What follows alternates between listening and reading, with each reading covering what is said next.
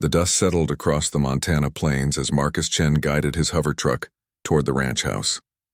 3 years since first contact, and the galaxy had learned that Earth was the agricultural breadbasket they desperately needed. The Galactic Federation paid handsomely for grain, cattle, and the peculiar human ability to coax life from stubborn soil. Marcus noticed Zila limping across the yard before he even cut the engine. The Vrixian woman tried to hide it, her forearms clutching a basket of eggs against her chitinous chest. Her usually fluid gait had become a painful shuffle, her posterior left leg dragging slightly. Marcus frowned. Zila had worked for him for 8 months now, ever since the Federation started the cultural exchange program. She was efficient, hardworking, and asked for almost nothing. Too much like the old stories his grandfather told about migrant workers a century ago. Marcus climbed out slowly. He was not a tall man, nor particularly imposing. His neighbors called him the quiet rancher, the one who let his work speak instead of his words. But his eyes missed nothing. "Zila," he called softly. The alien froze. Her compound eyes shifted toward him with that nervous flutter he had come to recognize as fear. "Yes, Mr. Chen?" "Come here, please," she obeyed, moving carefully. Up close, he could see the subtle wrongness in her posture. The way she kept weight off that leg. The tightness around her mandibles that suggested pain. "What happened to your leg?" "Nothing, Mr. Chen. I am functional." "The eggs are collected. Dinner will be ready at 1800 hours as always." "That's not what I asked." His voice remained gentle but firm. "What happened?" Zila's antennae drooped. In the months she had lived here, Marcus had learned her body language better than she probably realized. This was shame mixed with resignation. "There was an incident in town yesterday, during my supply run. Some humans were displeased with my presence. There was a confrontation. Deputy Krell intervened before it escalated." Marcus felt something cold settle in his chest. "Deputy Krell? The Throgian deputy working with Sheriff Morrison?" "Yes, he filed a report. Told me Federation law requires I accept such incidents as cultural friction. Recommended I avoid town for some time." The cold in Marcus's chest became ice. He knew exactly what had happened.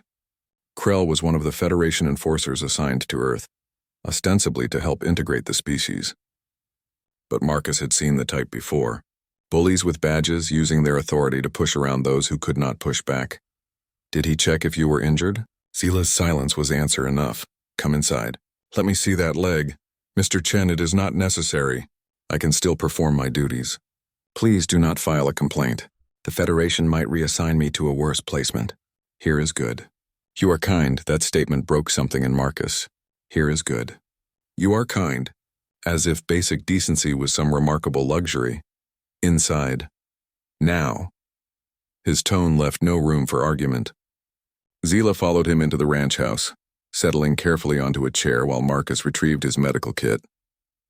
What he found made his jaw tighten. The leg was not just bruised. Someone had deliberately struck her with something heavy, cracking the chitin. Untreated, it could lead to infection or permanent damage. Marcus worked in silence, cleaning and treating the wound with supplies designed for alien physiology.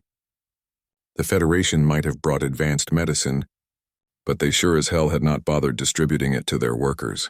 "Thank you." "Mr. Chen," Zila whispered when he finished. "Don't thank me yet." Marcus stood washing his hands. "We're going into town." "Please, no." Deputy Krell said. "I don't care what Krell said. Nobody hurts my people." The drive to town took 20 minutes. Marcus spent it making calls on his comm unit. By the time they arrived at the sheriff's office, he had assembled what he needed. Sheriff Morrison looked up from his desk as Marcus walked in, Zila trailing nervously behind. Deputy Krell, a massive Throgian with scales like armored plates, smirked from his corner. "Marcus, what brings you in?" "Zila was assaulted yesterday, during her supply run. Your deputy filed it as cultural friction." Morrison's expression tightened. Krell's smirk widened. "That's correct. The Federation guidelines clearly state, I don't give a damn about your guidelines." Marcus's voice stayed level, but something in it made Krell's smirk falter. "She was injured. The perpetrators walked free. That's not law. That's protection money with extra steps." "Watch your tone, human," Krell growled, rising to his full 8 feet of height. "You don't understand how things work in the galaxy.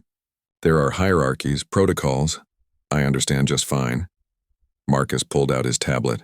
I also understand property law, labor law, and about 15 other statutes you've been violating. Zila's contract stipulates safe working conditions, medical care, protection under local law. She's gotten none of that. She's an alien. She's a person working on Earth, which means she follows Earth law and gets Earth protection. Or did you forget that part of the integration treaty? Morrison stood now, his interest clearly piqued. Marcus, what are you getting at? I filed a formal complaint with the Federation Labor Board 30 minutes ago. I also contacted the Galactic News Network. They were very interested to hear about Earth's first labor rights case. Seems the galaxy's been watching to see how we treat alien workers, whether we're better than the Throgian Empire's old ways. Krell's face went through several colors. You can't, I already did. The GNN reporter arrives tomorrow. Federation Labor Inspector arrives in 3 days. And I talked to Judge Yamamoto. She's very curious about these cultural friction reports you've been filing, Krell. Especially since they seem to coincide with incidents involving Vrixian workers specifically. Almost like a pattern, the room fell silent. Morrison looked between Marcus and his deputy, understanding dawning on his face. There's more, Marcus continued quietly. I made some calls to other ranchers. Turns out Zila's not the only one. 6 other Vrixian workers have similar stories, all filed as cultural friction, all dismissed. But here's the thing about humans, Deputy Krell. We've got a long, ugly history with this kind of thing, and most of us decided we weren't going to let it happen again. Not here. Not anywhere we can stop it. Marcus stepped closer, looking up at the massive alien without flinching. So here's what happens next. Zila gets full medical treatment. The people who assaulted her get charged. You cooperate with the Federation investigation, or I make sure this becomes the biggest story in the galaxy. Because humans, we're real good at one thing. Making noise when something's wrong. Krell opened his mouth, then closed it. The mathematics were simple. 1 injured worker versus a galactic scandal. The Throgian Empire had fallen because of scandals like this. The Federation had formed to prevent them. Sheriff Morrison cleared his throat. Marcus, I'll handle this. Krell, my office now. As they left, Zila touched Marcus's arm with one trembling hand. Why risk so much for me? Marcus looked at her. This scared alien worker on his dusty ranch planet and saw every marginalized person his ancestors had fought for. Saw his grandfather's stories made real again. Because here's good, he said simply. But good isn't enough. We're going to make it right. Outside, the Montana sun set over the plains, painting the sky in shades of amber and gold. Tomorrow, the GNN reporter would arrive. The Federation would investigate. Change would come slowly, as it always did. But tonight, a quiet rancher had drawn a line in the dust, and the galaxy would learn what humans meant when they said enough.